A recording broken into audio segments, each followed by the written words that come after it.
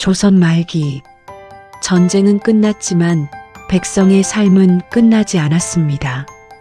마을마다 빈집이 늘었고 논에는 사람보다 바람이 먼저 지나갔습니다. 산골 깊은 곳 무너진 폐가에 여인 하나가 살고 있었습니다. 이름은 하윤. 전쟁으로 남편을 잃고 시댁에서 쫓겨나 홀로 산속에 숨어든 여인이었습니다. 그날 밤 하윤은 마지막을 생각하고 있었습니다. 더 이상 살아갈 이유가 없었습니다. 그때였습니다. 바람 소리 사이로 아기 울음소리가 들려왔습니다. 폐가 뒤편 눈 속에 버려진 아이가 떨고 있었습니다. 아이 곁에는 차갑지 않은 청동 호리병 하나. 하윤은 아이를 안았습니다. 그리고 호리병을 집어들었을 때 안에서 물소리가 났습니다. 고개를 가까이 대니 호리병 바닥에 작은 천 조각이 말려 있었습니다. 하윤은 천을 펼쳤습니다. 거기에는 단 한 줄이 적혀 있었습니다. 영친왕가 마지막 혈통. 부디 살려주십시오. 하윤의 손이 떨렸습니다. 이 아이는 평범한 아이가 아니었습니다. 하윤은 아이를 품에 안으며 이름을 지었습니다. 연우. 다시 맑은 하늘을 보기를 바라는 마음이었습니다. 며칠 뒤 하윤은 집을 수리하던 중 마루 아래에서 비밀 통로를 발견했습니다. 통로 끝 작은 지하실에는 낡은 문서들이 숨겨져 있었습니다. 조선 팔도 물자 수송로, 황실 비자금 은닉 장소, 영친왕가 혈통 증명서. 하윤은 떨리는 손으로 증명서를 펼쳤습니다. 거기에는 왕실 인장과 함께 아이의 생년월일 그리고 부모의 이름이 적혀 있었습니다. 마지막 문서에는 호리병에 대한 기록이 있었습니다. 이 호리병은 영친왕가의 증표, 왕족만이 소유할 수 있으며 황실 회합 시 신분 증명에 쓰인다. 하윤은 깨달았습니다. 연우는 몰락한 황실의 마지막 핏줄, 그리고 이 아이를 노리는 자들이 반드시 나타날 것이라는 것을. 그날 밤 하윤은 결심했습니다. 이 아이를 왕으로 키우지 않겠다. 왕이 되면 목숨을 부지할 수 없다. 대신 평범하게 하지만 강하게 키우겠다. 하윤은 호리병과 모든 문서를 지하실 깊숙한 곳에 다시 숨겼습니다. 조용히 5년이 흘렀습니다. 연우는 산속에서 자랐습니다. 하윤은 약초를 캐고 연우는 물을 깃고 나무를 주었습니다. 평범한 삶이었습니다. 하지만 하윤은 연우에게 조용히 가르쳤습니다. 글자를 읽는 법, 숫자를 세는 법, 그리고 사람을 보는 법. 연우야, 사람의 얼굴이 아니라 손을 봐라. 손이 떨리면 거짓말을 하는 거고 손을 숨기면 뭔가 감추는 거란다. 그렇게 연우는 천천히 세상을 배워갔습니다. 어느 날 산길을 지나던 행상이 하윤의 집에 들렀습니다. 아주머니, 이 약초 얼마요? 은두냥입니다. 너무 비싸구먼. 한 냥에 주시오. 그때 옆에서 지켜보던 연우가 조용히 말했습니다. 저 사람 손 떨려요. 하윤은 행상을 다시 보았습니다. 행상의 손이 미세하게 떨리고 있었습니다. 두냥 아니면 안 팝니다. 행상은 결국 두냥을 내고 갔습니다. 그날 하윤은 연우를 보며 생각했습니다. 이 아이, 보통이 아니다. 연우는 15살이 되던 해에 하윤은 산골 장터에 나가 약초와 떡을 팔았습니다. 연우도 어머니를 도왔습니다. 어느 날 장터에 낯선 사람들이 나타났습니다. 검은 옷을 입은 자들. 그들은 장터를 돌아다니며 사람들에게 물었습니다. 혹시 호리병을 가진 자를 본 적 있소? 하윤의 얼굴이 굳었습니다. 연우는 어머니의 손을 꽉 잡았습니다. 그날 밤 하윤은 연우에게 말했습니다. 연우야, 이제 진실을 말해야겠구나. 너는 영친왕가의 마지막 혈통이란다. 무슨 말씀이세요? 내가 버려진 날 너와 함께 있던 호리병. 그 안에 내 출생의 비밀이 숨겨져 있었어. 하지만 너는 왕이 될 수 없다. 왕이 되는 순간 목숨을 잃을 거야. 그럼 저는 어떻게 해야 하나요? 평범하게 살아야 한다. 그게 살아남는 길이야. 하지만 그날 밤 위험은 이미 다가오고 있었습니다. 자정 무렵 검은 그림자들이 폐가를 포위했습니다. 문이 부서지는 소리.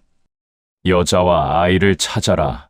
하윤은 연우의 손을 잡고 비밀 통로로 도망쳤습니다. 어둠 속을 달렸습니다. 그때 앞에서 누군가 나타났습니다. 15살쯤 되어 보이는 소년. 이쪽입니다. 빨리. 하윤은 망설였지만 선택의 여지가 없었습니다. 소년을 따라 산속 깊은 곳으로 숨었습니다. 자객들의 발소리가 점점 멀어졌습니다. 다음 날 아침 하윤은 소년에게 물었습니다. 너는 누구냐? 제 이름은 류진입니다. 저는 영친왕가를 지키는 비밀결사의 일원입니다. 비밀결사요? 연우는 놀라며 물었습니다. 왕실이 몰락한 후에도 왕족을 지키는 사람들이 있습니다. 저희는 연우님을 15년 동안 찾아왔습니다. 하윤은 당황스러웠지만 담대한 척 물었습니다. 그럼 왕위에 앉히려는 거냐? 아닙니다. 지금 조정은 부패했고 백성은 굶주리고 있습니다. 왕위는 이미 의미가 없습니다. 하지만 연우님은 왕족의 신분으로 백성을 도울 수 있습니다. 어떻게요? 장터가 아니라 상단을 만드십시오. 물자를 유통하고 백성이 굶지 않게 하십시오. 그것이 진정한 왕의 일입니다. 하윤은 오랜 침묵 끝에 말했습니다. 연우야, 내가 결정해라. 연우는 고개를 끄덕였습니다. 해보겠습니다. 하지만 왕으로서가 아니라 저도 이 나라의 한 백성으로 아니 한 사람으로서요. 그날부터 연우는 류진과 함께 조선 팔도를 돌아다니기 시작했습니다. 3년이 흘러 연우는 18세가 되었습니다. 이제 조선 팔도 상인들 사이에서 연우의 이름은 알려져 있었습니다. 공정한 거래, 정확한 계산, 그리고 백성을 먼저 생각하는 마음. 어느 날 외국의 상단 대표가 조선에 왔습니다. 조선과 무역 계약을 맺고 싶소. 그 대표로 연우를 원하오. 회합장. 연우는 외국 대표 앞에 앉았습니다. 그때 외국 대표가 어린 연우를 얕잡아 보며 제안했습니다. 조선의 인삼을 원하오. 한 근의 은 한 양 어떻소? 연우는 단호하게 대답했습니다. 인삼한 근의 은 3냥입니다. 터무니없소. 그 값이면 누가 사겠어? 귀국이 인삼을 원하는 이유를 압니다. 외국 황실이 병들었고 조선 인삼만이 유일한 약재입니다. 값을 깎으실 수 있다면 깎으십시오. 하지만 저는 백성이 땀 흘려 캔 인삼을 헐값에 팔지 않습니다. 외국 대표의 얼굴이 굳으며 물었습니다. 아니, 어떻게 그걸 알았어? 조선의 상인은 그저 숫자만 보는 게 아닙니다. 사람을 봅니다. 그날 연우는 역사상 처음으로 외국과 대등한 조건으로 무역 계약을 성사시켰습니다. 조선 백성들은 환호했습니다. 하지만 그날 밤 조정 대신들은 움직이기 시작했습니다. 저 아이가 왕손이라는 소문이 있어 확인해야 하오. 황실 인장을 가졌는지. 어둠 속에서 칼날이 번뜩였습니다. 그렇게 연우가 20세가 되던 어느 날 조정에서 사람이 왔습니다. 영친 왕가의 마지막 혈통이시라면 왕위를 계승하십시오. 백성이 원하고 있습니다. 연우는 고개를 저었습니다. 저는 왕이 될 수 없습니다. 왜입니까? 왕족의 피를 받으셨는데 왕이 되는 순간 저는 백성이 아닌 권력을 지켜야 합니다. 저는 왕이 아니라 백성을 위한 상인으로 살겠습니다. 그런 연우의 확고한 생각에 조정 사람들은 실망하며 돌아갔습니다.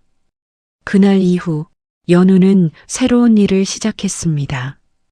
조선 8도에 의창이라는 곡물 창고를 세웠습니다.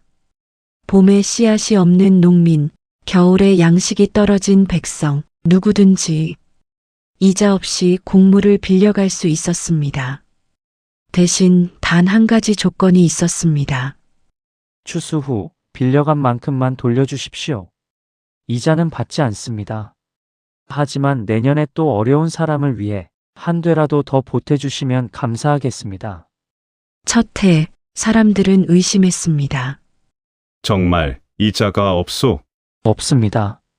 대신 약속 하나만 지켜주십시오.